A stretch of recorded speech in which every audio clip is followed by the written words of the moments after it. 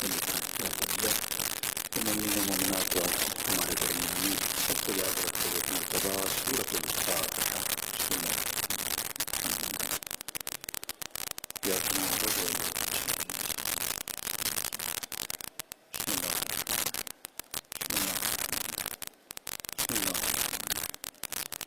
ربنا تقبل منا انك انت السميع العليم صلى الله عليه محمد وعلى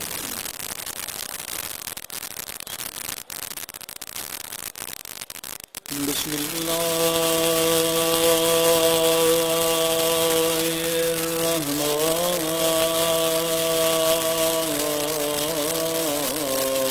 الرحيم الحمد لله رب العالمين الحمد لله كما هو أهله الصلاة والسلام على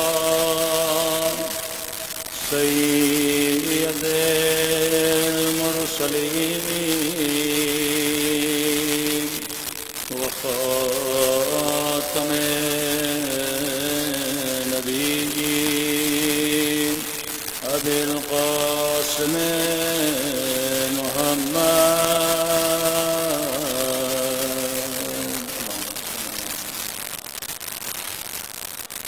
وعلى آله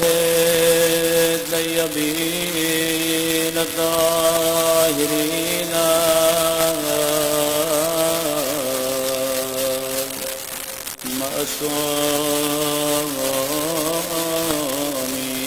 المعصومين سمعت دعاء مولانا اللهم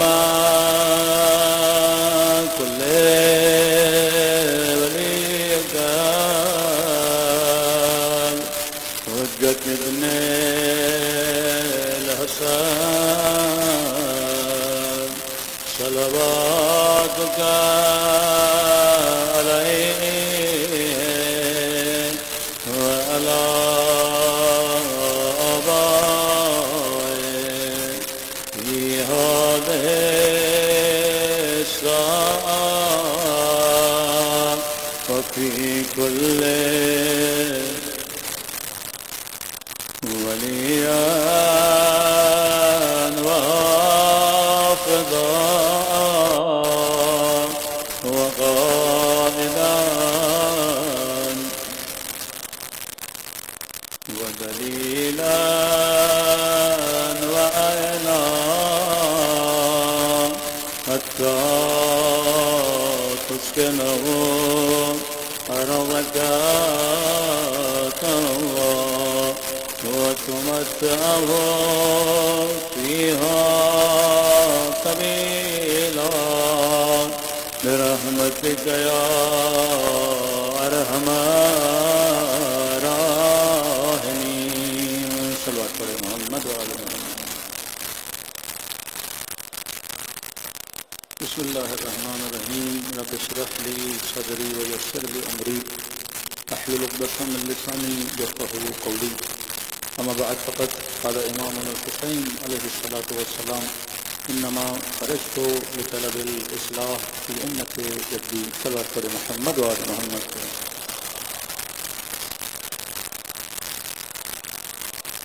واہ پروردگار عالم ہم سب کی عبادتوں کو اپنی بارگاہ عالی میں قبول فرمائے اور جو مقصد زندگی اور عبادت لے کر فرش رضا پہ آئے خدا ان مقاصد میں ہم سب کو کامیابیاں کامرانیاں نصیب فرمائے۔ مسلسل گفتگو کر رہے ہیں عاشورہ اور اصلاح معاشرہ۔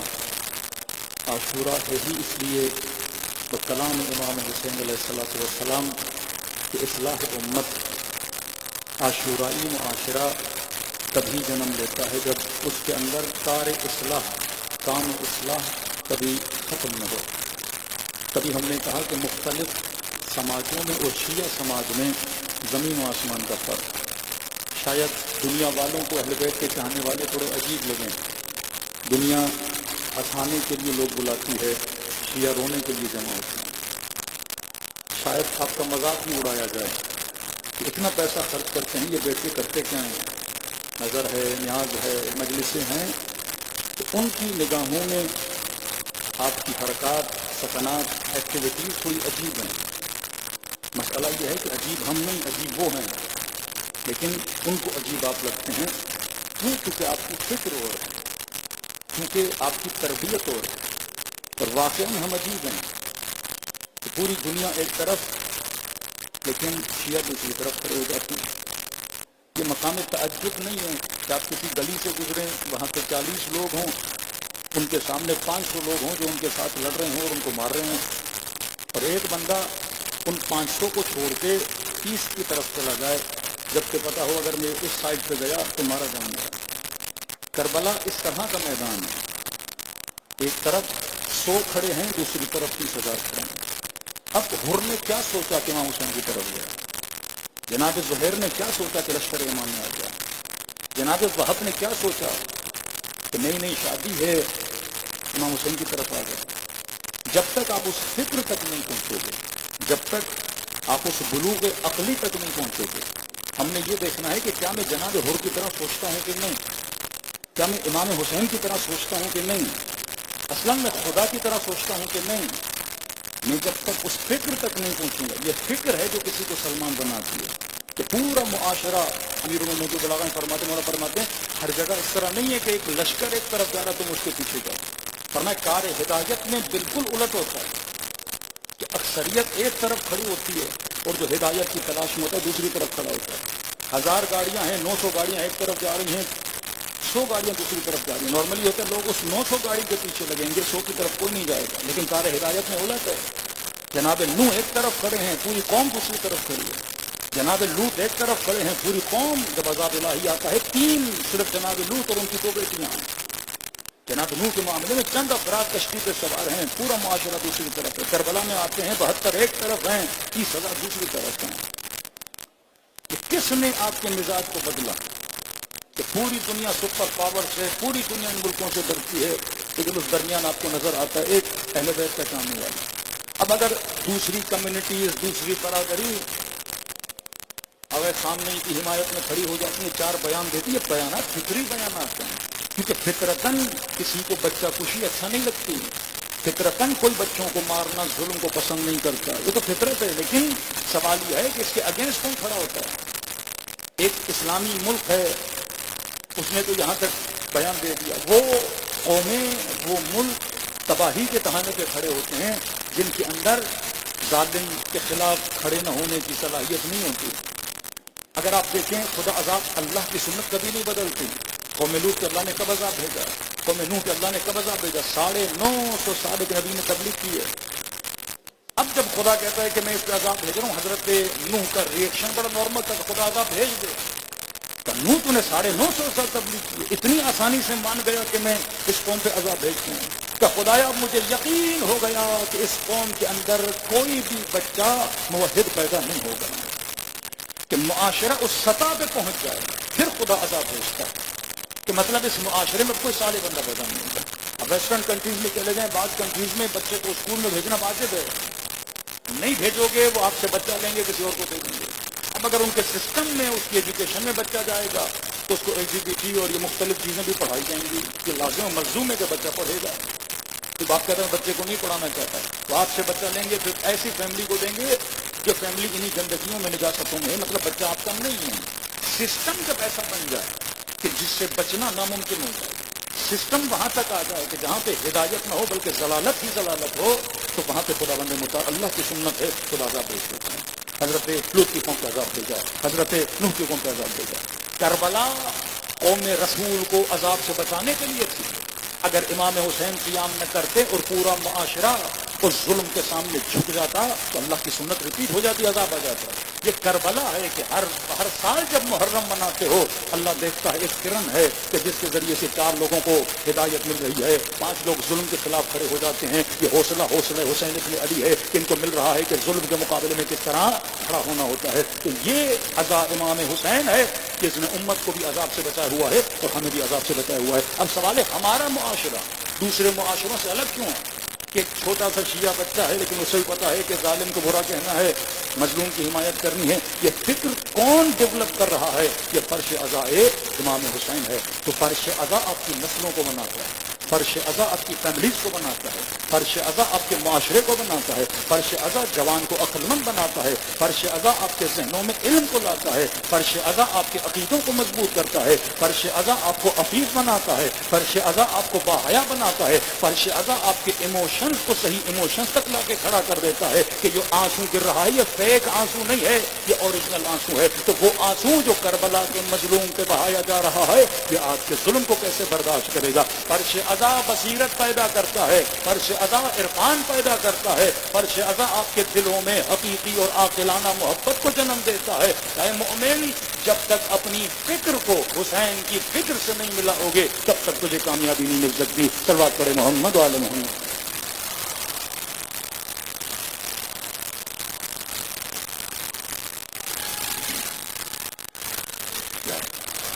دوسرا نقطہ ہم نے کہا کہ ہمیشہ جب ولایت اہل بیت کا ذکر ہوا، آج سوسائٹی میں وہ چاہے کوئی بھی سوسائٹی ہو لیکن جہاں شیعہ رہتے ہیں، جب تک آپ سسٹم اہل بیت کو فالو نہیں کرو گے، ورژن آف امام حسین ایک ورژن بہت بن چکی ہے، لیکن جب تک آپ اوریجنل خالص امام حسین کی فکر، کیونکہ یہ ممکن نہیں کہ خدا لوگوں کو بغیر سسٹم کے چھوڑ دے.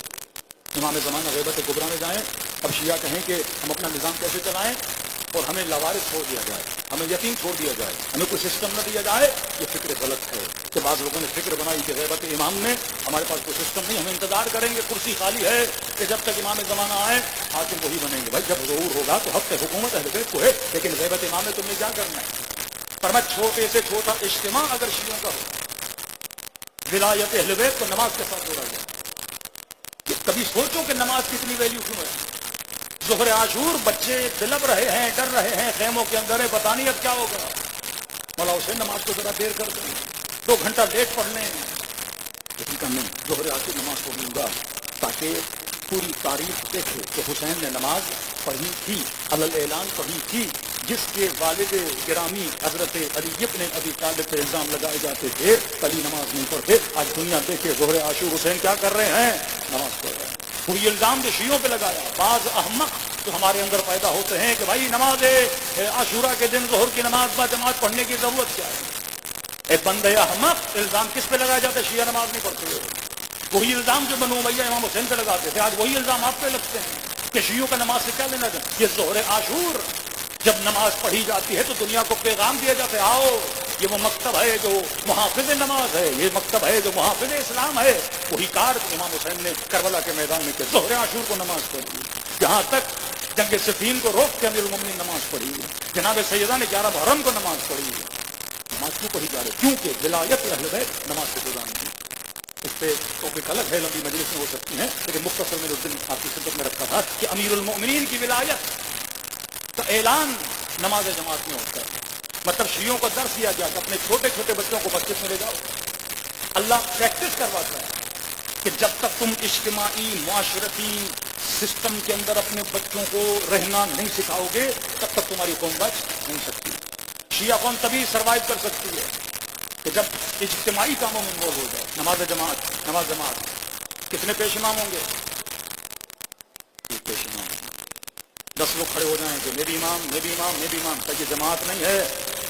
تو جا کے فرادہ پڑھو، درس ہے، درس ولایت، نظام ولایت آپ کو نماز جماعت میں سکھایا جاتا ہے. پیش امام ایک ہوگا، ہاں چنو گے تم، شرائط ہم بتائیں گے. ایسا پیش امام کردار کا اچھا، رفتار کا اچھا، شکل کا اچھا، قرض کا اچھا، عالم ہو، سید ہو تو بہتر ہے.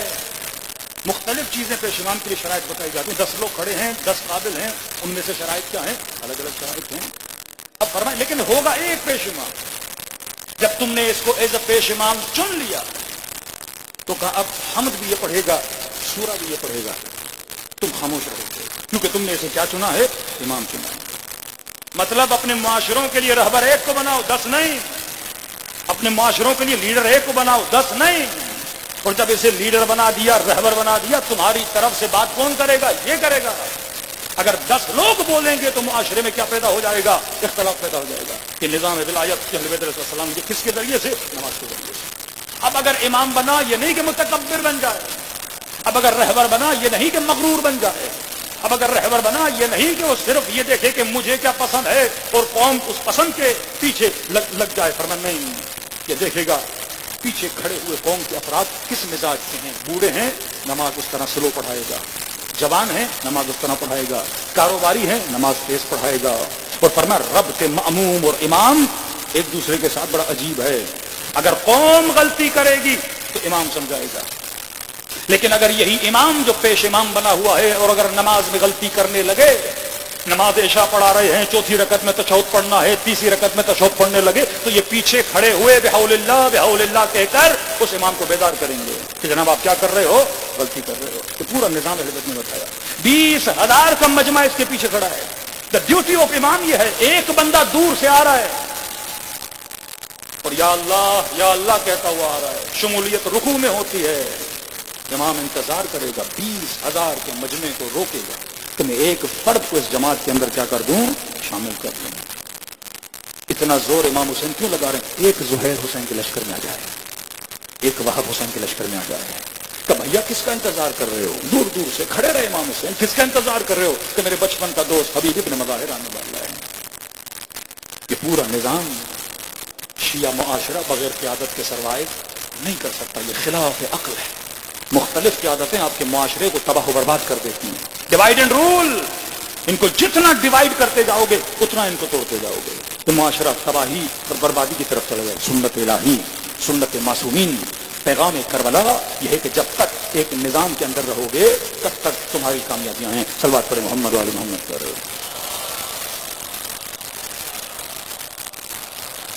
بہرحال ٹاپک یہ بہت لمبا ہے، آپ ذاتی طور پہ جا کے نماز جماعت کے فوائد اور اس میں نماز جماعت میں ایکسرسائز بھی ہے، نماز میں خوشبو بھی ہے، نماز میں رنگ بھی ہے، نماز میں فہرست حلال بھی ہے، نماز میں انسان کی زندگی کو صحیح کرنے کے لیے پیغام بھی ہے.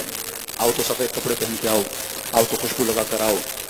نماز میں انسانیت بھی ہے. رسول اللہ نماز پڑھ رہے ہیں، بڑی بڑی تیزی سے پڑھنا شروع کیا. رسول اللہ اتنی تیزی سے کیوں پڑھا رہے ہیں؟ ورنہ مجھے کسی خاتون کے بچے کے رونے کی آواز آ رہی ہے، لگتا ہے بچہ ماں سے جدا ہو گیا، میں نے جلدی نماز پڑھی. نماز میں صرف انسانی رائٹ نہیں، حیوانوں کے رائٹس بھی ہیں. پر میں ایک پیالہ پانی کا پڑا ہے، کتا پیاسا ہے، تجھے حق نہیں وضو کرنے کا، کیا کہ تیمم کرو، یہ پانی کس کو پلاؤ؟ اس کتے کو پلاؤ. نماز میں ہر چیز سکھائی گئی ہے. نماز میں صحت بدن، نماز میں صحت روح. اس اجتماع کو ٹریننگ دینا. تو یہ مساجد کیا ہیں؟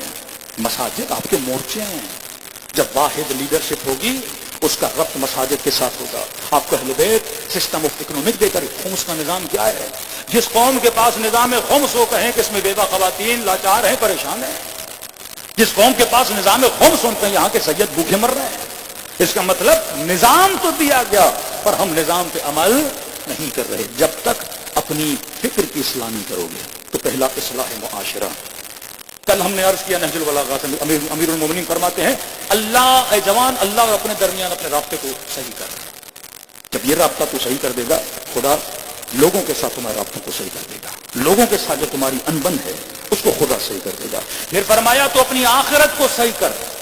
اللہ وعدہ دیتا ہے میں تمہاری دنیا کو صحیح کر دوں گا. یہ اللہ کے وعدے ہیں. جب تک نہیں کرے گا. آج جس ٹاپک پہ بات کرنا چاہتا ہوں بڑا اہم ٹاپک ہے، وہ ہے اصلاح فکر. جب تک ہم اپنے اوپینینز کو صحیح نہیں کرتے، جب تک اس طرح نہیں سوچنا شروع کریں گے جس طرح امیر المومنین سوچتے تھے، اس طرح نہیں سوچنا شروع کریں گے جس طرح امام حسین سوچتے تھے، اپنی سوچ کو ہم نے بدلنا. کیونکہ یہ سوچ ہے کہ انسان کو جہنمی بناتی ہے. یہ غلط سوچ ہے کہ انسان کو، جیسے جس معاشرے میں بے حیائی پھیلتی جاتی ہے سوچ کی وجہ سے. Conservative, broad minded, open minded.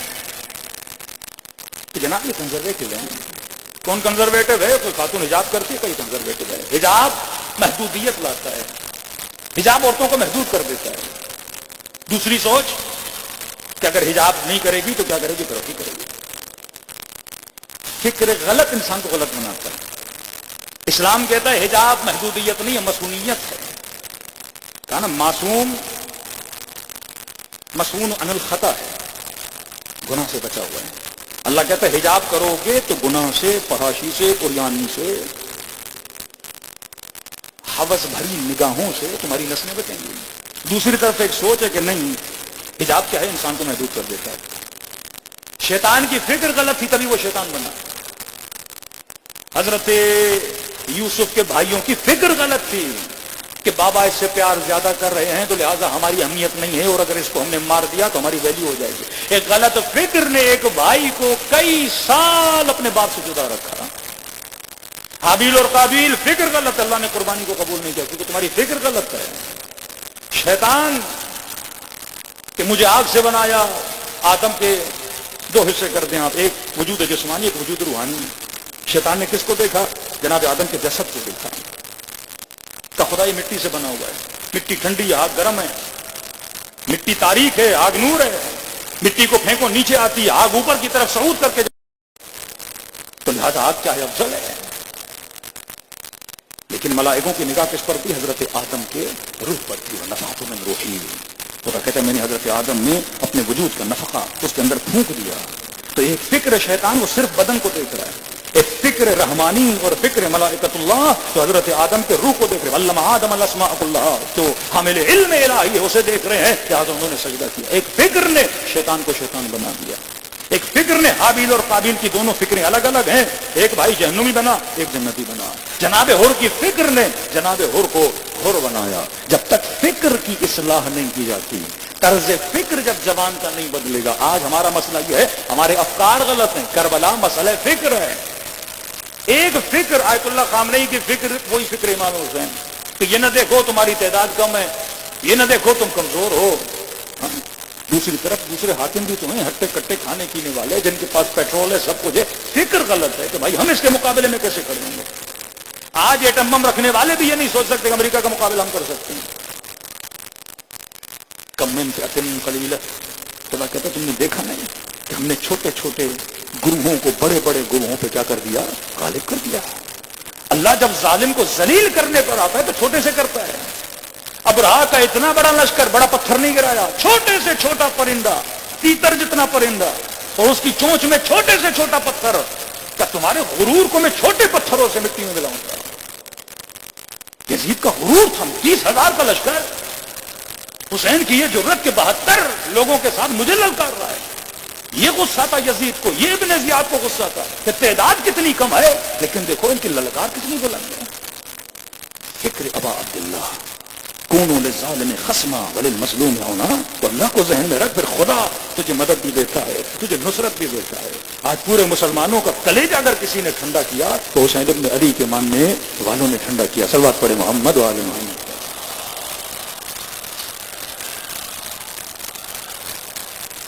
فکر اگر بدل جائے. میرے چوتھے امام کے زمانے میں ایک شخص رہتا تھا، اس کی ایک فکر تھی.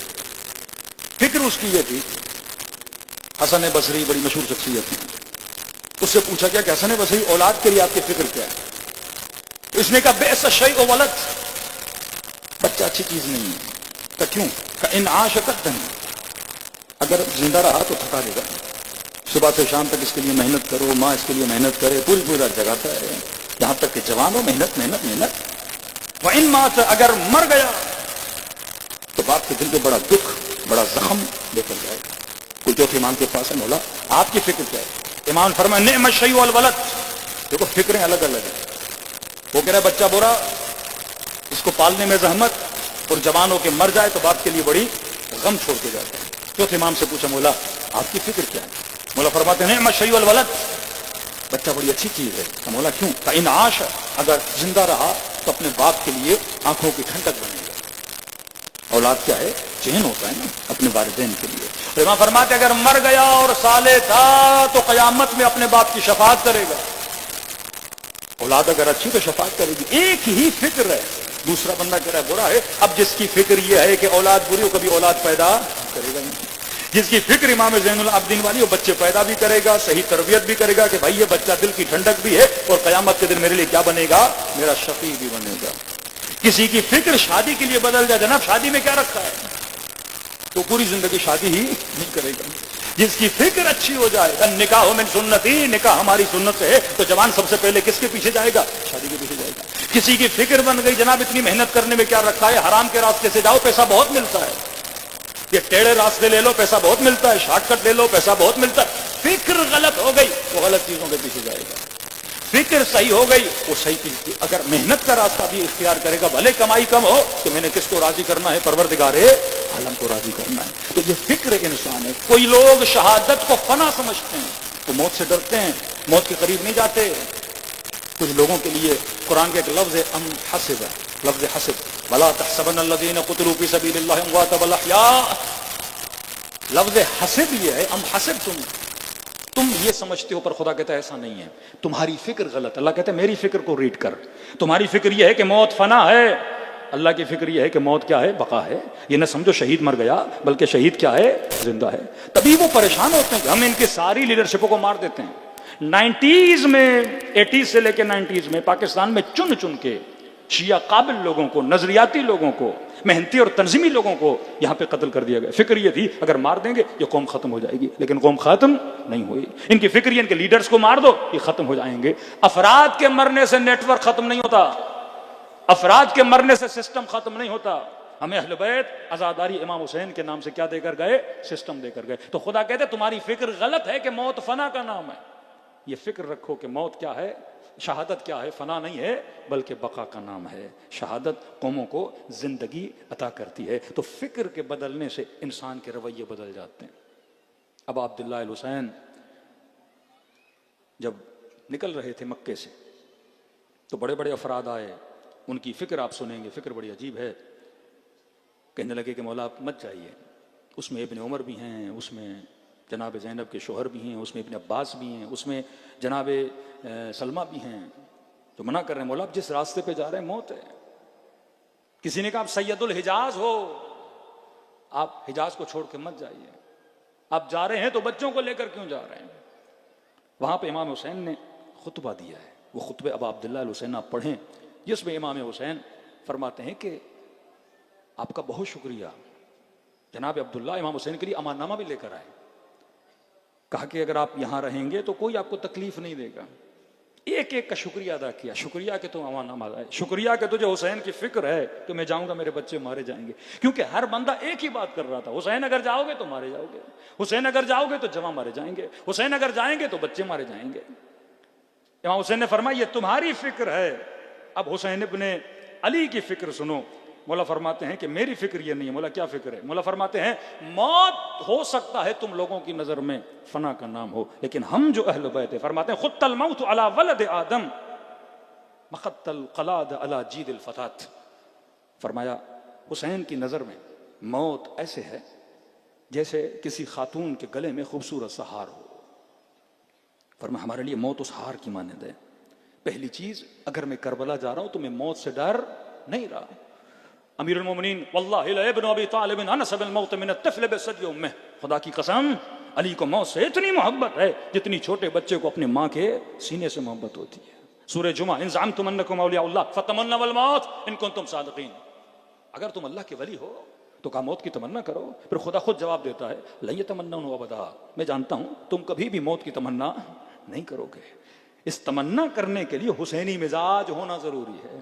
اس تمنا کو کرنے کے لیے اپنی فکر کو بنانا ضروری ہے. تو پہلی فکر ہے ابا عبداللہ فرمایا تم یہ جو سمجھ رہے ہو میں جا رہا ہوں یہ فنا کا راستہ ہے، نہیں، مجھے حسین کو پتا ہے یہ کون سا راستہ ہے، بقا کا راستہ ہے. دوسری فکر مولا اپنے خطبے میں فرماتے ہیں اگر یہ سمجھ رہے اس راستے پہ مشکلات ہیں، مصائب ہیں، بلائیں آئیں گی، تو فرمایا اللہ کا حکم ہے کہ صابروں کو بشارت دو، بشر الصابرین. اگر صبر کرو گے تو خدا اس راہ میں تمہاری کیا کرے گا؟ مدد کرے گا. اگر میں راہ حق پر ہوں، صبر 100 سے زیادہ قرآن میں آیتیں ہیں صبر کے حوالے سے. تیسری چیز امام حسین نے فرمائی. مولا فرماتے ہیں کہ برضا نا رضا اللہ. اے لوگوں میں حسین تجھے مدد کے لیے بلا رہا ہوں، یاد رکھو حسین کی رضایت میں خدا کی رضایت ہے. اگر ہم راضی ہوں تو خدا راضی ہو جاتا ہے. اگر تو نے خدا کو راضی کرنا ہے تو پہلے اپنے امام زمانہ کو راضی کر. صلوات پڑھے محمد وعلى محمد.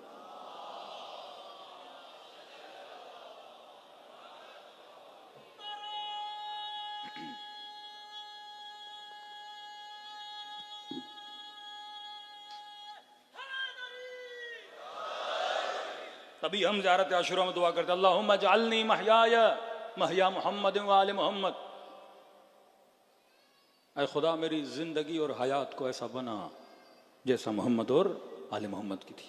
ومماتی ممات محمد، اور میرا جانا بھی، میرا جینا بھی، میرا جانا بھی ایسا ہو جیسا محمد اور آل محمد کا تھا۔ مطلب تمہاری فکر ویسی ہوگی تو زندگی ویسی ہوگی۔ یہ فکر کے ظالم کے سامنے ڈٹنا ہے، یہ فکر کے موت فنا کا نام نہیں ہے، موت بقا کا نام ہے۔ جب تک افکار کو نہیں بدلتے، جب تک افکار کی اصلاح نہیں کرتے، ہور کیوں بنا؟ فکر کو بدلا۔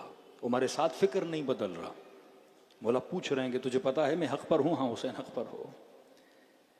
میرا گھر چھن جائے گا، میں باغ دے رہا ہوں۔ میرے بچوں کو مار دیں گے، میں امان دے رہا ہوں۔ آخر میں کہا کہ شہر رے کی حکومت ملے گی۔ وہاں فرماتے میں تجھے کہہ رہا ہوں اگر سمجھتے ہو کہ حسین حق کا نام ہے، تجھے رے کی حکومت تو دور، وہاں کی گندم کا دانہ بھی نہیں ملے گا۔ غصے میں اٹھا اور جانے لگا کہ حسین تیرے وعدے ہی وعدے ہیں، یزید نے تو لکھ کے دے دیا ہے۔ امام نے فرمایا اتنا سمجھانے کے بعد نہیں سمجھ رہا، بد دعا دی اس بدبخت کو کہ اللہ تجھے تیرے بستر میں تجھے موت عطا کرے۔ اور جناب مختار نے اس کے بستر میں سے کاٹا۔ 3 سال کے اندر یہ بدبخت مر گیا۔ عمرو عاص، دا برین آف معاویہ، مصر کی حکومت کو لینے کے لیے جناب مالک شہید کر دیے گئے۔ مسلمانوں کے خلیفہ جناب ابا بکر کے بیٹے محمد بن ابی بکر کو امیر المومنین کی طرف سے منصوص تھے، مصر کے حاکم تھے، شہید کیا۔ مارنے کے بعد گدھے کا پیٹ چاک کر کے اس کے پیٹ میں ڈالا، جلا دیا ان کو۔ جب حکومت ملی، جب اس کے آخری سال تھے، عمرو عاص کے اپنے بچوں کو بلایا کہ آج نہ دنیا ملی مجھے نہ آخرت ملی۔ ایک فکر نے کسی کو دشمن علی بنا دیا، ایک فکر نے کسی کو مالک اشتر بنا دیا۔ آج کوشش ہے جوانوں کی فکر کو بدلا جائے۔ یہ مختلف لوگ کبھی یوٹیوب پر، کبھی یہاں پر آپ کی فکر کو ادھر سے ادھر کر رہے ہیں نا۔ تقریروں کے ذریعے سے فکر بدلی جاتی ہے، ایڈورٹائزمنٹ، مارکیٹنگ، یہ کیا ہے؟ افکار کو بدلنے کے لیے نا۔ کسی چیز کو پسند کرو، کسی چیز کو نہ پسند کرو، کون سا لباس پہننا ہے، کون سا لباس نہیں پہننا، حجاب اچھا ہے، حجاب برا ہے۔ ایک فکر ہے جو آپ کی بیٹی کی زندگی کو لے اڑے گی۔ تبھی فرمایا اپنی نسلوں کو بتاؤ دوست کسے بنانا ہے۔ دوست دوست دوست، یہ بہت اثر رکھتا ہے۔ اسکول میں اس کے فرینڈز، اس کے ٹیچرز، اس کی گیدرنگز۔ کہ مولانا بیٹی کے لیے رشتہ آیا، بھائی پہلے زمانے میں لڑکے کو پہچاننا بڑا مشکل تھا، آج کیا مسئلہ ہے؟ پہلے یہ تھا جاؤ دیکھو ہمسائے کون ہے، دوست کون ہے۔ میں کہتا ہوں آج اس کا فیس بک کھولو، فرینڈ لسٹ دیکھ لو، فیس بک سے پتہ لگ جاتا ہے اس کے فرینڈز کون ہیں، کن کو فالو کرتا ہے، کون اس کو فالو کرتے ہیں، کون اس کے دوست ہیں۔ پوری فکر کو آپ وہاں ریڈ کر سکتے ہو کہ جوان صالح ہے کہ نہیں ہے۔ پہلے لڑکوں کے اکاؤنٹ سے، آج کون سی لڑکی جس نے اکاؤنٹ نہیں بنایا؟ ٹک ٹاک پہ، انسٹاگرام پہ دیکھ لو اس کی پسند کیا ہے، اس کی ناپسند کیا ہے، اس کا مزاج کیا ہے، اس کی لائک اور ڈس لائک کیا ہے، امین ہے کہ نہیں، مسجد میں آتا ہے کہ نہیں، زبان کا سچا ہے کہ نہیں، نگاہ کا پاک ہے کہ نہیں۔ بڑی آسانی سے چن سکتے ہو، نسلیں بنا سکتے ہو۔ یہ فیملی کے ٹاپک میں کئی باتیں آپ کی خدمت میں عرض کر چکا۔ اصلاح فکر، فکر اگر صحیح ہو گئی مومن بن جاؤ گے۔ اب عبداللہ الحسین مدینے میں مسجد میں داخل ہوئے۔ اسی عمرو عاص کے 2 بیٹے تھے، ایک کا نام عبداللہ، دوسرے کا نام محمد تھا۔ تو جب عبداللہ نے امام حسین کو دیکھا، عمرو عاص کا بیٹا، احترام ابی عبداللہ میں کھڑا ہوا، اپنے دوستوں کہنے لگا، ادب کیا، احترام کیا کہ یہ جو شخصیت آ رہی ہیں یہ سیدہ شباب اہل جنت ہے، یہ جنت کے جوانوں کے سردار ہیں۔ تو اس کے دوستوں نے میں سے ایک دوست نے اس کا مذاق اڑایا کہ کہہ رہے ہو یہ جنت کے جوانوں کا سردار ہے؟ کہاں ہے؟ نواز رسول ہے۔ تو کہا پھر صفین میں اسی کے بابا کے مقابلے میں کیوں گئے تھے؟ فکر غلط دیکھیے گا۔ اس نے کہا وہ معاملہ الگ ہے کہ قرآن کا حکم ہے وبالوالدین احسانا ولا تقولوا لهما اف، ماں باپ کے ساتھ احسان کرو، انہیں اف تک نہ کہو۔ کہا میں جنگ صفین میں علی کے مقابلے میں گیا، اپنے والد کی اطاعت کر کے گیا، تو وہ معاملہ میرا الگ ہے۔ اس نے کہا کیا مطلب؟ سیدہ شباب اہل جنت کو، اور تو آپ کا والد کہے کہ اس کے مقابلے میں جاؤ تو لڑنے چلے جاؤ گے؟ اس نے قرآن کا حکم ہے کہ باپ کو اف تک نہیں بول سکتے، والدین کا احترام واجب ہے، اگر میں نہیں جاتا تو بے احترامی ہو جاتی ہے۔ ان میں اختلاف ہو گیا، امام حسین کے پاس ہے کہ مولا اختلاف ہے، آپ بتائیے کیا کریں؟ تو امام حسین کے پاس جیسے مولا نے فرمایا کہ ہاں والدین کی اطاعت واجب ہے، لیکن اگر وہ اطاعت خدا کی اطاعت کے مقابلے میں آ جائے تو واجب نہیں ہے۔ تجھے معصیت کی اجازت نہیں ہے، گناہ کی اجازت نہیں ہے اگر باپ بھی کہے۔ وہاں یہ خاموش ہو گیا کہ ہاں حسین آپ صحیح کہہ رہے ہیں، ایک بندے کی فکر. اہل بیت چھوٹے بھی تھے نا, لوگوں کی فکر کو صحیح کرتے تھے, اصلاح کرتے تھے. مولا حسن حسین چھوٹے, ایک بوڑھا وضو کر رہا ہے, بڑے طریقے سے بڑے سلیقے سے اس بوڑھے کا وضو کیا کر رہے ہیں, امام حسن صحیح کر رہے ہیں. جب تک آپ فکر کب صحیح ہوتی ہے, جب اس منبر سے, جب گھروں کے اندر لوگوں کے بیچ میں پیغام اہل بیت کو پہنچایا جائے. ایک ہے ذات اہل بیت, ایک ہے بات اہل بیت. آج کوئی ایسا شیعہ نہیں جو امیر المومنین کو نہ مانے, مولا کی امامت و ولایت کو نہ مانے. آج مسئلہ یہ ہے کہ ہم اگر نظام اہل بیت میں رہنا چاہتے ہیں, اگر ہم اپنی اصلاح کرنا چاہتے ہیں, تو ہمیں اپنی فکروں کو اہل بیت کی فکر سے ملانا ہوگا. صلوات پڑھے محمد و آل محمد.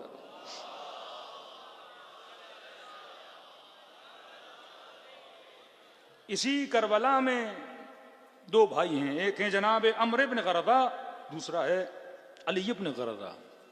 عمرو ہے امام حسین کے لشکر میں, اس کا دوسرا بھائی جس کا نام علی ہے وہ کس کے لشکر میں ہے, یزید کے لشکر میں. دونوں کی فکر الگ ہے, دو بھائی ایک دوسرے کے مقابل میں. جب یہ جانا چاہتا تو امام حسین نے روکا, کہ میں نہیں چاہتا, بھائی ہو, ایموشنز ہیں, ایک دوسرے کے مقابلے میں آؤ, میں اس کے مقابلے میں کسی اور کو بھیجوں گا. ایک ہی لشکر, دو فکر کے افراد, ایک ہی گھر, دو فکر کے افراد. جب تک فکروں کے اندر یونٹی پیدا نہیں کرتے, جب تک فکروں کو اس مشی اہل بیت پہ لا کے کھڑا نہیں کرتے, تب تک ہمارے مسائل حل نہیں ہوں گے. صلوات پڑھے محمد و آل محمد.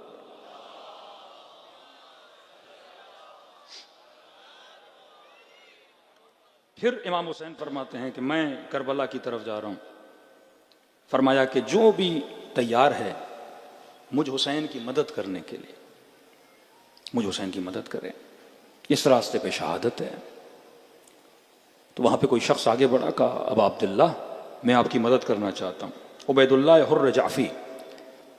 تو امام نے کہا مدد کر. تو کہا کہ ابا عبداللہ میں مدد کے لیے خود تو نہیں آ سکتا, لیکن اپنا گھوڑا آپ کو دے سکتا ہوں, اپنی تلوار آپ کو دے سکتا ہوں. امام حسین نے فرمایا کہ مجھے تمہارے گھوڑوں کی ضرورت نہیں ہے, مجھے تمہارے تلواروں کی ضرورت نہیں ہے. فرمایا من کان باذلا بمہجتہ, جو میرے پاس آنا چاہتا ہے مجھے تمہارے خون کی ضرورت ہے. کیونکہ ہر انسان کو سب سے عزیز ترین جو چیز ہے وہ اپنا خون ہے, اپنی جان ہے. حیوانات میں آپ نے دیکھا ہوگا کہ بندر کو آپ نے دیکھا ہوگا, ایک ایکسپیریمنٹ کیا گیا ایک بندر پہ. ایک ماں تھی, اس نے بچہ لیا اور زمین گرم تھی, انہوں نے بندر کو پنجرے میں بند کر دیا, نیچے گرمی چھوڑ دی.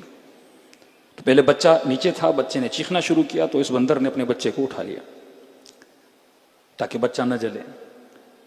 پھر اتنی جلن آگے بڑھی بڑی بڑی بڑی بڑی, آخر میں اس نے اپنے آپ کو بچانے کے لیے بچے کو نیچے رکھ دیا کہ میں بچ جاؤں. یہ جانور ہے, عزیز ترین چیز آپ کی جان ہے, آپ اپنی جان پہ کوئی چیز آنے نہیں دیتے ہو. کہ مولا گھوڑا دوں گا, نہیں گھوڑا نہیں. مولا تلوار دوں گا, نہیں تلوار نہیں. جب یہاں تک آ جاؤ کہ اپنی جان حسین کو دینے کے لیے تیار ہو جاؤ, یہ محجت ہے, اپنا خون دو حسین بن علی کے لیے. یہ راہ خون ہے, یہ راہ قربانی کی راہ ہے. جب یہ حوصلہ پیدا ہو گیا نا کہ 6 مہینے کا بچہ ایک ماں اپنے گود میں لے کے کہے کہ اصغر اے کاش تو جوان ہوتا, میں حسین پہ تجھے قربان کرتی. یہ حوصلہ پیدا ہو جائے کہ بیٹا کل ایسے لڑنا, کل کوئی تانا نہ دے کہ تو میرا بیٹا تھا اور یہ میرے دودھ کا اثر ہے. فرمائے بے محجت حسین کو تمہارے خون کی ضرورت ہے, ہاں میرے ساتھ آؤ گے میں جنت کی بشارت دے رہا ہوں, لیکن اگر نہیں آؤ گے, وہاں فرمایا تم میں سے کوئی خوش نہیں رہے گا. واللہ جو ابا عبداللہ حسین کے ساتھ نہیں گئے, اس کے بعد حجاج نے کوفیوں کا جو حال کیا, مدینے والوں کا جو واقع ہرہ کے اندر یزید نے حال کیا, کتنے اصحاب رسول مارے گئے, کتنے فرزندان اصحاب رسول کو مارا گیا, کتنی عورتوں کی عزتوں کو پامال کیا گیا. مطلب امام پیغام دے رہے ہیں, اگر اصلاح معاشرہ کے لیے تم قدم نہیں اٹھاؤ گے, آگے جا کے نقصان کس کو ہوگا, تمہاری نسلوں کو ہوگا. جو لوگ مال و دولت کی وجہ سے کئی ملکوں میں گئے, آج اپنی نسلوں کے لیے روتے ہیں.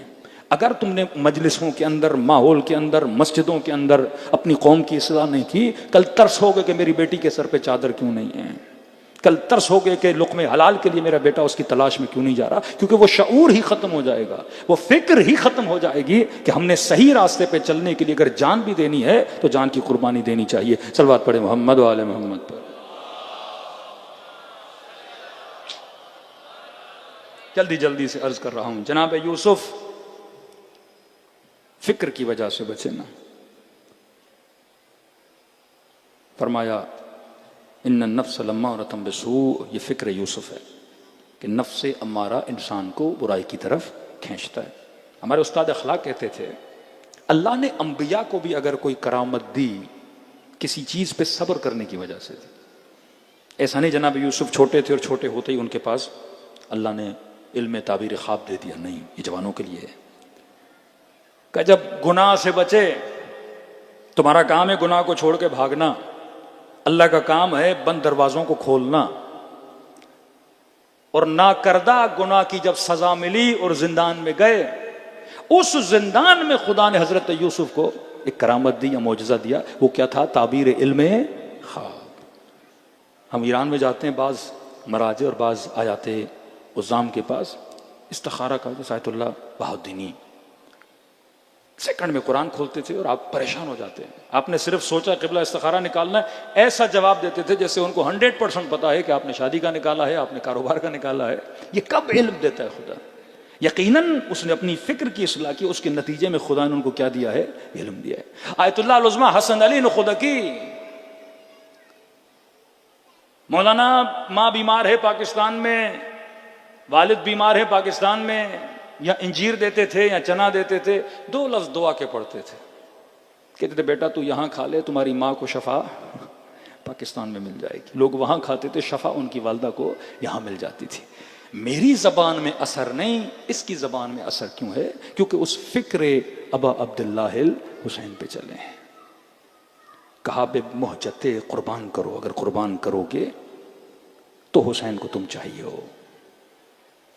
جناب سعید، عبداللہ ابن حسن، جناب جون، جناب یزید ابن سبیت کا جب مولا نماز پڑھ رہے تھے، ایک مولا کا صحابی تھا، کہتے اس نے اپنے چہروں پہ وہ جو تیر آ رہے تھے وہ لیے، اپنی گردنوں پہ لیے. جناب سعید نے اپنے بدن پہ 17 تیر لیے. جناب عبداللہ ابن حسن نے جب مولا امام حسین پہ تیر چلا دیا، امام حسن کا ایک بیٹا تھا عبداللہ، کہتے اس نے اپنے دونوں ہاتھ آگے کی کہ چچا کو تلوار نہ لگے. اس بچے کے دونوں بازو وہاں پہ کٹ گئے. 1 منٹ کے لیے نہیں سوچا بازو کٹ جائیں گے. کربلا کا مطلب قربانی کے آخر تک. یہ لیڈرشپ کا اثر ہے. قوم جب لیڈر بنائے تو اطاعت یہ ہو. اب یہ نہیں کہ امام معصوم ہوگا تو میں پھر اپنی جان قربان کروں گا، نہیں میرے عزیز.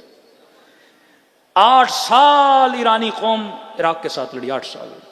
جب ہم جاتے ہیں ان کی شہداء کی قبروں کو دیکھنے، بعض قومیں رول ماڈل ہوتی ہے، کسی قوم نے اچھا کام کیا سیکھو. ایک ماں نے 4 بچے قربان کیے. کہ ڈاکٹر اسرار بھی کہے کہ جب میں نے یہ دیکھا شاہ کی ٹینکیں کھڑی تھیں اور مائیں شیرخوار بچوں کو سینے سے لگا کے ٹینکوں کے سامنے کھڑی تھی، میں اسی وقت سمجھ گیا اس قوم کو کوئی شکست دے ہی نہیں سکتا جس قوم کے اندر موت کا خوف ختم ہو جائے. اب آپ کو کربلا میں ششمہ بچہ قربان ہوا، قاسم قربان ہوا، ان ماؤں کا حوصلہ تھا. ارے یہ تو معصوموں کی بیویاں بھی نہیں ہیں. اشداء علی الکفار رحماء بینہم. خدا آخری زمانے میں ایک ایسی قوم کو پیدا کرے گا جو کافروں کے سامنے سیسا پلائی ہوئی دیوار کی طرح کھڑے ہو جائیں گے، لیکن جب آپس میں ہوں گے نرم دل ہوں گے. یہ نرمی آپ کو 40 میں شیعوں کی آپس میں نظر آتی ہے، لیکن فرمایا کفر کے سامنے، ظلم کے سامنے ایسے کھڑے ہو جائیں گے دشمن 10 بار سوچے گا کہ ان پہ اٹیک کروں کہ نہ کروں. یہ فکر ابا عبداللہ. مائیں جب فکر شیعہ نہیں ہے، ڈاکٹر اسرار کہہ رہا ہے، آپ کو پتا ان کے شیعوں کے لیے کیا افکار تھے، لیکن آپ کی بہادری کی تعریف کی جا رہی ہے کہ نہیں اس قوم کو کوئی ہرا نہیں سکتا جن کی مائیں شیر خارا بچے قربان کرنا شروع ہو جائیں. کس کے کہنے پہ؟ پھر کہوں گا واحد لیڈرشپ. جب تک وہ میپ نہیں بناؤ گے جو ولایت کا میپ ہے، معاشرے کی لیڈرشپ، امام نیٹ ورک بنائے گا، امام کو معاشرے پر ہے اکنومیکلی مضبوط کرے. ہاں مولا اگر مسلح اٹھاتے تو نیچے سے پیسے نکلتے تھے، پھر لوگوں سے خمس و وجوہات کیوں لیتے تھے اہل بیت علیہ الصلوۃ والسلام؟ تاکہ تجھے ٹریننگ دیں کہ اپنے مال سے نکال اور سسٹم پہ خرچہ کر، اپنے کاروبار سے پیسہ نکال اور مکتب پہ خرچہ کر. آج یہ کیوں یوٹیوبرز بعض مولوی آ جاتے ہیں، سب 2 اٹیک کیے جاتے ہیں. یا مراجع پہ اٹیک ہے، مراجع پہ اٹیک اس لیے کیونکہ مراجع کے پاس خمس ہے. مرجع ہوگا تو نظام خمس ہوگا. اس قدر نفرت و بغض و اناد میں اتر آئے کہ خمس کو دفنا دو لیکن اس مولوی کو نہ دو. کیونکہ مکتب تبھی چلے گا جب اکنومیکل سسٹم ہوگا. کل وقت ملا تو امیر المومنین کا جو مالک اشتر کو لکھا گیا خط ہے، مولا وہ پلرز بتاتے ہیں کسی معاشرہ کب چلتا ہے. فرمایا اس کے اندر بجٹ ہونا چاہیے، حاکم عوام کا خیال کرے، اس معاشرے میں روڈز اور بلڈنگ بننی چاہیے، معاشرے کی ضرورتوں کو پورا کرنا چاہیے. جب تک آپ کے پاس اکنومیکل سسٹم نہیں ہوگا. آج ہم خمس نکالتے ہیں بٹ کیونکہ سسٹم صحیح نہیں ہے تو حق حقدار تک پہنچتا نہیں ہے. جب تک معاشرے کے اندر ایک لیڈرشپ نہیں ہے، جب تک معاشرے کے اندر نیٹ ورک نہیں ہے، اور یہ تب ہوگا جب ہمارے بڑے سلجھے ہوئے لوگ اپنی فکر کی اصلاح کریں گے. لو کان فیہما آلہۃ الا اللہ لفسدتا. خدا کہتے ہیں اگر لوگوں میں کہتے ہیں نا اللہ دو ہیں تین ہیں، تو خدا کہتے ہیں میرے ایک ہونے کی دلیل یہ ہے اگر دو ہوتے تو جو دنیا میں فساد نظر آتا. چاند اپنے نظم سے، سورج اپنے نظم سے، دن رات اپنے ٹائم پہ چل رہے ہیں کیونکہ چلانے والا ایک ہے، گھر کو چلانے والا ایک، معاشرے کو چلانے والا ایک. سب سے بڑی بدبختی رسول کے بعد جو امت پر آئی، امت میں تفرقہ ہو گیا. اگر امت واحد لیڈرشپ پہ متحد ہو جاتی، آج مسلمانوں میں فرقے نہ ہوتے، آج مسلمانوں میں اختلافات نہ ہوتے. کسی کو وہابی بنا دیا، کسی کو دوسرے فرقے میں ڈال دیا اور ان کو آپس کے لڑا دیا، داعش بنا دی، جبہت النصرہ بنا دی. کتنے قتل مسلمانوں کو اتنا یہودیوں نے نہیں مارا جتنا مسلمان نے مسلمان کو مارا ہے. کیوں؟ کیونکہ فکر رسول پہ نہیں چلے. رسول خدا دے کر گئے انی تارکم فیکم الثقلین کتاب اللہ و عترتی اہل بیتی. اے لوگوں دو چیزوں پہ جمع ہو جانا، ایک کتاب ہے جو ٹیکسٹ ہے، جو کنٹینٹ ہے، اور دوسرا اس کتاب پہ چلانے والا اور اس کی تشریح بتانے والے آل رسول ہیں. اور ہم اہل بیت کے چاہنے والے ہمیں فکر عزاداری دے کر گئے. اور ہمیں کہا اگر ہم غیبت کبریٰ میں چلے جاتے ہیں تو مومن معاشرے کو کسی صالح لیڈرشپ سے خالی نہیں رکھنا. اگر لیڈر تمہارے اوپر نہ رہا اور سایہ نہ رہا تو سمجھو یہ قوم یتیم ہے. اور جب بچے یتیم ہوں اور اوپر سایہ نہ ہو تو ہر بندہ جو چاہے تمہارے اوپر ظلم کرتا ہوا چلا جائے گا. صلوات پڑھے محمد و آل محمد.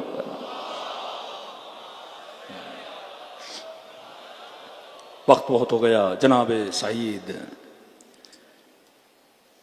اپنا خون حسین کے لیے دیا. 90 سال کا بوڑھا ہے. کل جناب جون، آج جناب سعید. کہتے ہیں ابروؤں کے بال اتنے بڑے تھے کہ آنکھوں پہ پڑتے تھے.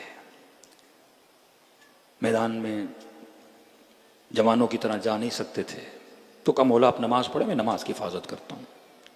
کھڑے ہو گئے سپر بن کے حسین کی نماز کے لیے. کہتے تیروں نے جب برسنا شروع کیا تو انہوں نے ایک کپڑا اپنے ماتھے پہ باندھا تاکہ بال آنکھوں پہ نہ پڑے، مجھے نظر آئے. دوسرا کپڑا اپنے کمر پہ کس کے باندھا تاکہ کمر جھکی ہوئی نہ ہو، سیدھی ہو. تیر آتے تھے دوڑ دوڑ کے، کبھی تیر کو سینے پہ لیتے تھے، کبھی تیر کو بازو پہ لیتے تھے، اللہ جانے کبھی تیر ان کے سر پہ لگتا تھا. اب کیونکہ بوڑھے تھے ہاتھوں میں رعشہ تھا، ہاتھ کانپتے تھے ان کے. اور جب بدن سے خون بہا تو کپ کپاہٹ اور تیز ہوئی. کہتے ڈھل رہے تھے کبھی دائیں کبھی بائیں. اب جب گرنے والے تھے تو سعید نے مڑ کے دیکھا کہ میرے حسین کی نماز ختم ہوئی کہ نہیں. دیکھا ابھی تک امام رکوع میں ہیں، تشہد میں جانے والے ہیں. تو کہتے اپنے بدن کو مخاطب کیا ہے، بدن مجھے اتنی مہلت دے کہ حسین کی نماز ختم ہو جائے. ایسا نہ ہو میں گر جاؤں اور وہ تیر جا کے ابا عبداللہ حسین کو لگے گا. جب تک ہم زندہ ہیں حسین کو آج تک محافظ لیڈر بنو، محافظ رہبر بنو. جب کسی کو لیڈر اور رہبر بناتے ہو حفاظت بھی کرنا سیکھو نا. ایسا نہیں لیڈر اکیلا کھڑا ہو، قوم ادھر بھاگ گئی اور ادھر بھاگ گئی. آج ایک فاسق بندہ بھی لیڈر بنتا ہے. اس کراچی میں آپ نے کئی سیاسی ماحول دیکھے ہیں. قومیں جب کسی فاسق پہ بھی جمع ہو جاتی ہیں ان کو کوئی توڑ نہیں سکتا. طاقت شیعہ میں سمے تمار کی زبان کٹ گئی، علی کو نہیں چھوڑا. حجر بن عدی کو کہا زندہ جلا دیں گے، علی کو نہیں چھوڑا. فاصلہ لیڈر اور عوام کے درمیان دشمنی کرتا ہے، فاصلہ ڈالتا ہے. فاصلہ کیسے ڈالے؟ Character association. تہران کی گلیوں میں گھومو گے اکثر وہاں کے لوکل لوگ رہبر کے مخالف ہوتے ہیں. ہم ایسی ایسی باتیں سنتے ہیں ہوش اڑ جاتے ہیں کہ ان کے پاس محل ہے، ان کے پاس 40 گھوڑے ہیں، ان کے پاس یہ ہے، ان کے پاس مطلب وہ چیزیں ایسے ایسے چینلز بنا کے کہ لیڈرز کو بدنام کیا جائے. وہی کام پاکستان میں ہوا. آپ کی لیڈرشپ کیسے ٹوٹی؟ کیریکٹر ایسوسیشن کر کے قوموں کو تباہ و برباد کر دیا جاتا ہے، بدنامی کر کے، ذہنوں کو خراب کر کے، ذہنوں میں نجاستیں ڈال کے. ایک پیش امام جماعت فرمایا لوگوں کی باتیں نہ سنو. معاشرے میں اگر سالے جانا چاہتے نماز پڑھو، تمہیں جاسوسی کرنے کی ضرورت نہیں ہے. کل میں نے امام کی حدیث چھٹے امام فرمائے اگر عالم با عمل کے پیچھے اور اس کی تلاش میں لگو گے کہ مجھے 100% ایک ایسا عالم چاہیے جو با عمل، مولا فرماتے ڈھونڈ ڈھونڈ کے تھک جاؤ گے، تجھے ملے گا ہی نہیں. معصوم امام ہے جس کے اندر خطا نہیں ہے، باقی سب کے اندر خطائیں پائی جاتی ہیں. جناب سعید کا بدن اتنی مہلت دے کہ حسین کی نماز ختم ہو جائے. یہاں مولا نے السلام علیکم ورحمۃ اللہ پڑھا، سعید زمین کربلا پہ گر پڑا. میں نے کہا چند اصحاب ہیں جس کے بدن پہ امام حسین پہنچے ہیں، ان میں سے ایک ہے سعید. کہ دوڑے دوڑے اس کا سر اپنی گود میں لیا. میں کہتا ہوں 5 منٹ سوچو، اگر آپ سعید کی جگہ پہ ہوتے، تیر کھائے، 90 سال کے بوڑھے ہوتے، جان قربان کی حسین پہ، تو فخر سے مر کے جانا چاہیے نا. مطمئن ہو جاؤں کہ میں نے اپنی جان کو حسین پہ قربان کیا، اے روح اب میرے بدن سے نکل جا، مطمئن ہو کے سکون کے ساتھ چلی جا. لیکن کہتے ہیں نہیں، جب سر مولا کی گود میں تھا اس کے ہونٹ ہل رہے تھے، گویا کچھ کہنا چاہتا ہے، پر خون اتنا بہا کہ سانسیں اس کا ساتھ نہیں دے رہی کہ لفظ زبان سے باہر نکلے. ہم فرماتے سعید سکون سے جا، سعید سکون سے جا، سعید سکون سے جا. لیکن گویا کچھ کہنا چاہتا. جی سعید کیا کہنا چاہتے ہو، کیا کہنا چاہتے ہو؟ بڑی مشکل سے زبان سے 2 جملے نکلے، مولا الرضیت، کہ مجھ سے راضی ہو گئے. سکون نہیں جب تک یہ نہ سنے میرے وقت کا امام مجھ سے راضی ہے کہ نہیں. یہاں فرمایا ہاں سعید میں بھی راضی، میری اماں زہرا بھی تجھ سے راضی. مجلس میں آؤ، یہ نیت ہو کہ امام زمانہ راضی ہو جائے. مولا یونٹی پہ راضی ہوتے ہیں، مولا اختلافات پہ راضی نہیں ہوتے. دلوں کو کربلا روانہ کریں، ایسے سلام کریں جیسے زینب نے حسین کو سلام کیا. آج مصائب ہیں 6 مہینے کے بچے کے. امام حسین نے کہا شیو جب ٹھنڈا پانی پیو، ماں عذب ان شربتم، جب ٹھنڈا پانی پیو تو مجھ حسین کو یاد کیا کرو. دوسرا فرمایا کہ اگر مجھ حسین کو یاد کرنا ہے تو میرا وہ عاشورہ کا دن یاد کیا کرو، جب میں اپنے 6 مہینے کے بچے کے لیے دیکھنا میں حسین پانی کیسے مانگ رہا تھا. علی اصغر حجت کبریٰ ہے، اتمام حجت ہے. اکبر لڑکے شہید ہوئے، عباس لڑکے شہید ہوئے. جنگ تھی اور مردان جنگ لڑکے شہید ہوتے ہیں. یہ حجت تمام کر دی کہ 6 مہینے کا بچہ لڑ نہیں سکتا تھا، پر اس کے گلے میں بھی ظالموں نے تیر مار دیا. کہ ایسے سلام کرو جیسے سکینہ نے بابا کو سلام کیا، اور خلوص دل سے اگر سلام کرو خدا ثواب زیارت حسین عطا کرتا ہے. السلام علی الحسین وعلی علی ابن الحسین وعلی اولاد الحسین وعلی اصحاب.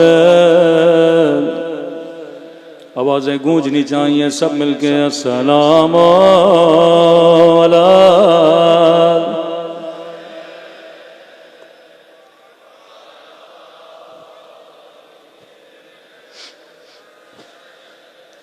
وعلی اولاد الحسین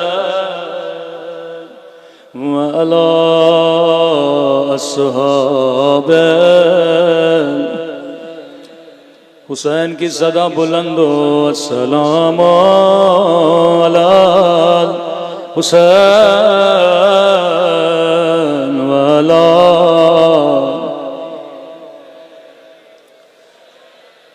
وعلی اولاد الحسین وعلی اصحاب. میرا سلام ہو رباب کی اجڑی ہوئی گودی پہ،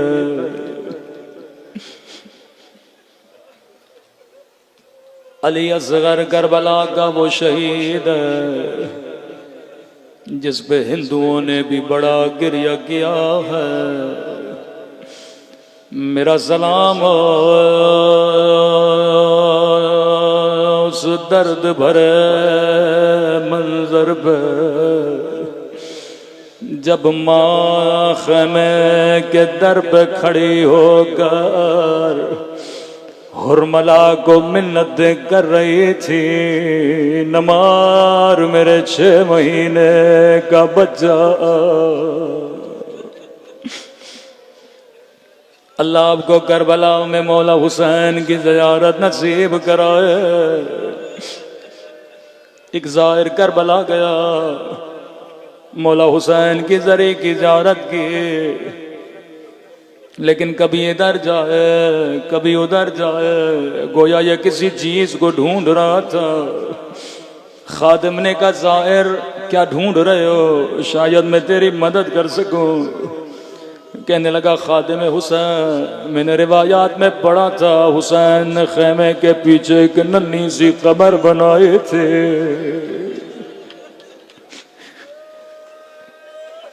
پھر ننھے سے بدن میں نیزہ گیا، بدن باہر آیا،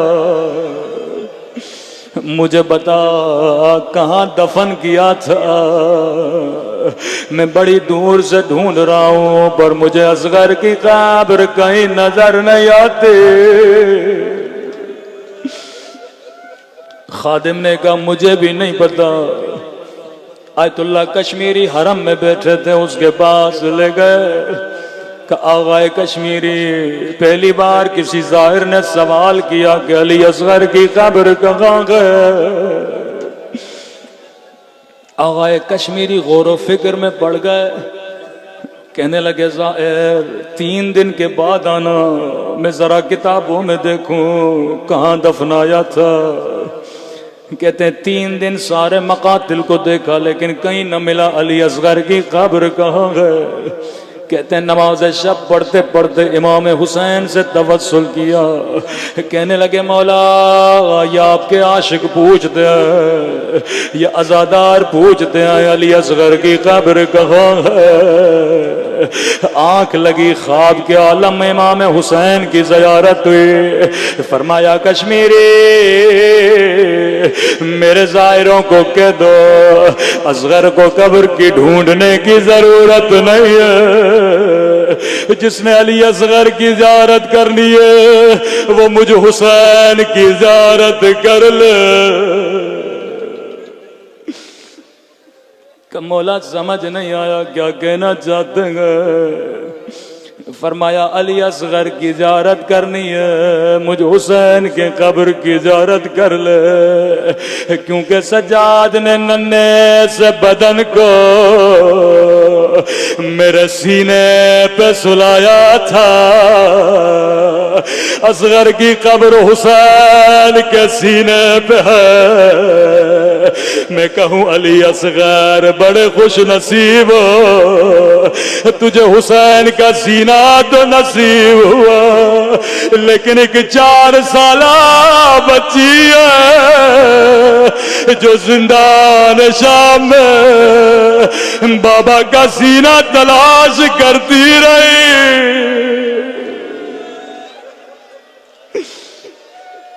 ہائے علی اصغر، تھوڑی آواز بڑھا دیں، شب عاشور ہے، رباب دعا کر رہی اصغر، اے کاش تو جوان ہوتا میں تجھے اکبر کی طرح قربان کر دیتے۔ مولا کو بڑا پیار آیا، فرمایا رباب کل میں تیرے اصغر کو اپنے اکبر سے بڑھا دوں گا۔ ظہر عاشور امام حسین نے ایک ندا دی، حل من ناصر ینصرنا، ہے کوئی مجھ حسین کی مدد کرنے والا؟ مولا کاش ہم کربلا میں ہوتے، پہلا تیر اپنے بدن پہ لے لیتے، کہ ابھی تک اصغر جھولے میں تھا. اگلے جملے نے اس بچے کو بڑی غیرت دلا دی. پہلے کہا ہے کوئی میری مدد کرنے والا, پھر فرمایا حل من ذابل, ہے کوئی حرم رسول کو بچانے والا, ہے کوئی زینب کی چادر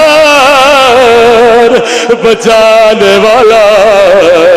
ننھے سے بچے نے خود کو جھولے سے گرا دیا.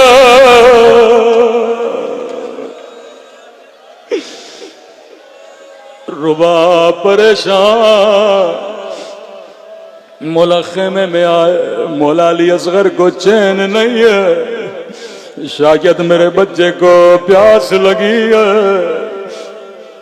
کہ رباب تو ماں ہے, تھوڑی دیر کے لیے خیمے سے باہر چلی جا. عجب ہے, ایسے بچے کو اٹھایا جیسے کسی کو کفن پہنایا جاتا ہے. زمین پہ سفید کپڑا بچھایا, ننھا سا بدن سفید کپڑے پہ رکھا, کپڑے کو لپیٹنا شروع کیا. خیمے سے باہر گئے. رباب میں تیرے بچے کو پانی پلا کے لاتا ہوں. راوی کہتا ہے جب حسین نے گود میں بچے کو لیا, اپنی ابا سے اصغر کے چہرے کو ڈھانپا. شاید اس لیے ڈھانپ رہے تھے کیونکہ بچہ پیاسا تھا. کربلا کی دھوپ بڑی شدید تھی, علی اصغر کی کھال بڑی نرم تھے. فوج عرض کیا اگر تیری دشمنی ہے تو حسین سے ہے. میرے 6 مہینے کے بچے نے تیرا کیا بگاڑا؟ کسی لعینے کا حسین پیاس تجھے لگی ہے, بہانہ بچے کا کر رہے ہو. وہیں پہ بچے کو خاک پہ رکھا کہ اصغر حجت خدا کے بیٹے ہو, بیٹا ان پہ حجت تمام کرو. یہاں ننھی زبان منہ سے باہر آئی, خشک ہونٹوں پہ پھیرنا شروع کی. سنگ دل فوج اشکیا منہ چھپا چھپا کے رونے لگی.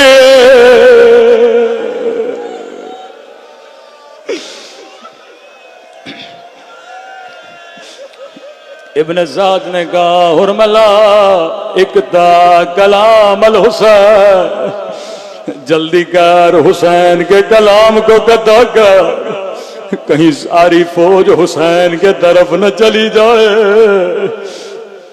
روایت کے جملے لعین نے تیر لیا, علی اصغر کے گلے کا نشان لیا, لیکن لعین کے ہاتھ لرزے, تیر کما گر پڑا. حرملا کو ابن سعد نے کہا حرملا اگر کوئی مجھ سے پوچھتا تیرے لشکر میں سب سے بڑا سنگ دل کون ہے, میں تیرا نام لیتا. اور ملا کیا 6 مہینے کے بچے سے ڈر گئے؟ کہ ابن سعد بچے سے نہیں ڈرا.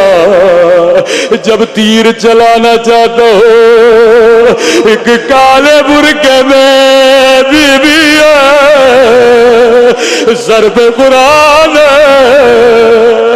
روکے کہتی ہے حرملا تیرے بھی چھوٹے بچے, میرے بچے نے تیرا کیا بگاڑا؟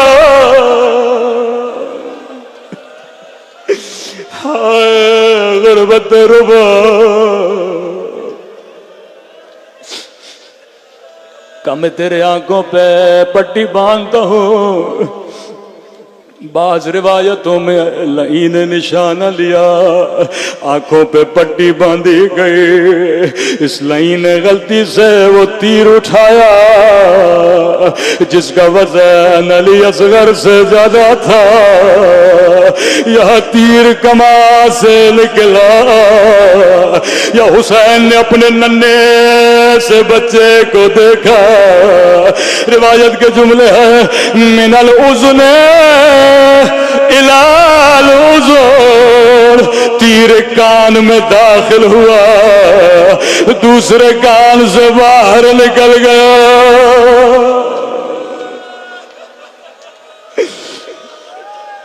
سارا خون حسین کے چلو میں جمع ہوا، زمین پہ پھینکنا چاہ آواز آئی حسین کبھی زمین سے دانا نہیں اگے گا، آسماں کی طرف پھینکنا چاہا کہ حسین کبھی بارش نہیں برسے گی، سارا خون اپنی داڑھی پہ ملنا شروع کر دیا۔ ایک روایت میں نے اپنے استاد سے سنی کہ جیسے تیر لگا حسین نے خنجر نکالا، جس کپڑے میں اصغر کو لپٹا تھا حسین نے کپڑے کو پھاڑنا شروع کیا۔ چوتھے امام سے پوچھا ایسا کیوں کیا تھا؟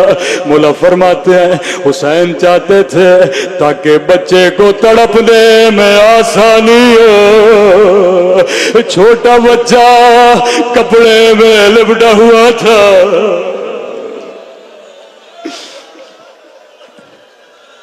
اکبر کا لاشا اٹھانے والا، قاسم کا لاشا اٹھانے والا، عباس کے بازو اٹھانے والا، کبھی اتنا نہیں گھبرایا۔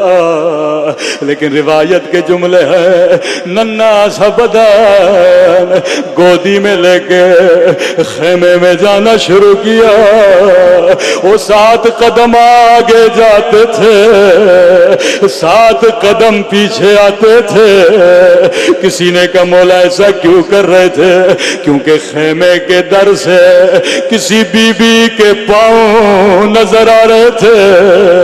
حسین سوچ رہے تھے رباب پوچھیں گے حسین میرے بچے نے پانی پیا یا نہیں؟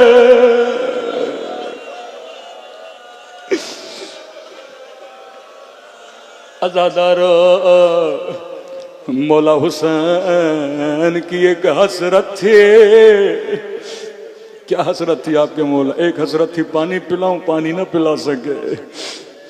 ایک حسرت تھی کسی شہید کو دفنایا نہیں۔ اصغر وہ واحد بدن ہے جسے حسین نے اپنے ہاتھوں سے دفنایا تھا، کیونکہ جانتے تھے بدن بڑا نرم ہے، یہ گھوڑوں کی ٹاپوں کو برداشت نہ کر سکے گا۔ لیکن ہائے حسرت حسین، جب 11 محرم کا دن آیا، سب سروں کو نو کے نیزہ پہ رکھا گیا۔ حرملہ نے کہا میرا سر کہاں ہے؟ کسی نے کہا میں نے دیکھا تھا کہ خیمے کے پیچھے دفنایا تھا۔ ایک روایت میں لئیم ماں کے پاس آیا، کب بتا حسین نے کہاں دفنایا تھا؟ اب ماں کیسے بتائے، رباب کیسے برداشت کرے، ننھی سی گردن کو کاٹا جائے گا۔ لئی نے حکم دیا 40 گھوڑے سوار نیزے اٹھائے اور زمین پہ مارے۔ یہاں نیزہ زمین میں جاتا تھا، یہاں رباب کا کلیجہ ایک مرتبہ ننھا سا بدن زمین سے باہر آیا۔ رباب کی فریادیں بلند ہوئی، ہائے میرا علی اصغر، 3 مرتبہ ہٹا گیا، ایک مرتبہ تیر سے، پھر ظالم کے نیزے سے، اور پھر لئی کی تلوار سے۔ ماتب حسین